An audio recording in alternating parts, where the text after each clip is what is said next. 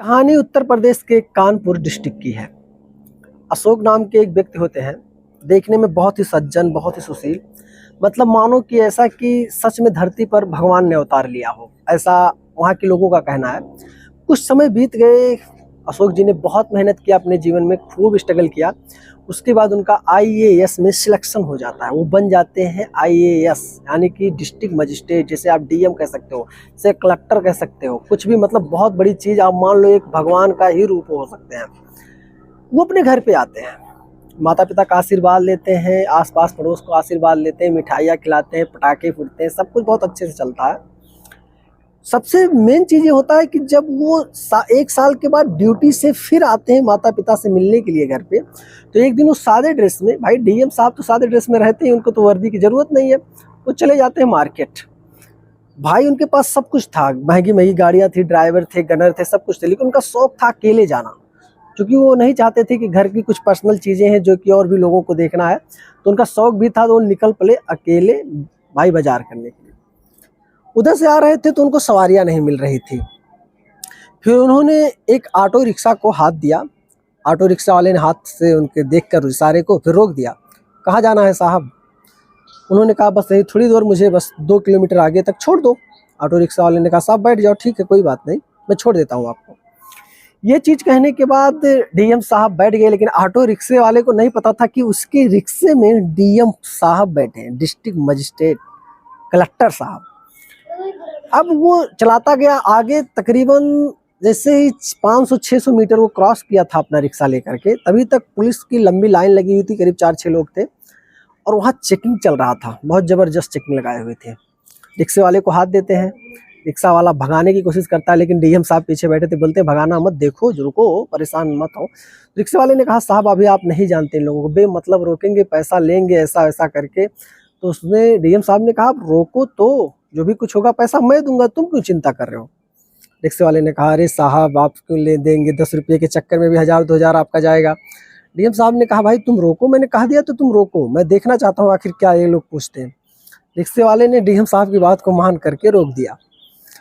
रोका, पुलिस वाले आए रिक्शे वाले के पास, कुछ कागज़ दिखाओ, ये चीज़, तमाम प्रकार की चीज़ें, उससे फॉर्मेलिटियाँ, ऐसी ऐसी चीज़ें मांगने लगे जो कि रिक्शा वाला चाह कर भी उसको अवेलेबल नहीं करवा सकता था। बहुत चिंतित हो गया रिक्शा वाला, क्या करना चाहिए मुझे, हाथ पैर जोड़ने लगा।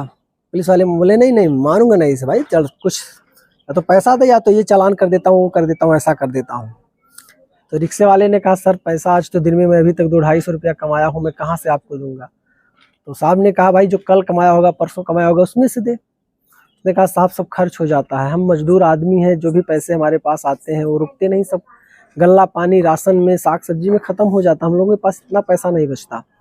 एक पुलिस वाले ने गुस्सा से नाराज होते हुए बोला कि अभी तो इसको 2 हाथ लगाऊंगा, अभी सब पैसा निकलेगा, जितना कह रहा हूँ तू कर, नहीं तो उठा के जेल में बंद कर दूंगा। चल निकाल फटाक से 1000 रुपया निकाल, नहीं तो फिर अभी रिक्शा उक्सा सब सीज कर दूंगा, फिर परेशान हो जाएगा। रिक्शा वाला हाथ पैर जोड़ने लगा। तब तक डीएम साहब ये सब चीज़ें देख रहे थे खड़े होकर। फिर पुलिस वाले से पूछा कि आपकी पोस्ट कहाँ पे है, किस जगह पे पोस्टिंग है आपकी? साहब वो पूछने लगे, क्यों अकड़ने लगे डीएम साहब से, क्योंकि डीएम साहब नॉर्मली में पेश आ रहे थे, उनको नहीं पता था भाई उन लोगों को कि डीएम साहब है। फिर और भी जो भी और पुलिस के साथ में सब लोग थे वो भी अकड़ने लगे, ये भी तुझको भी उठा के बंद कर दूंगा, ऐसा ऐसा कर रहे थे।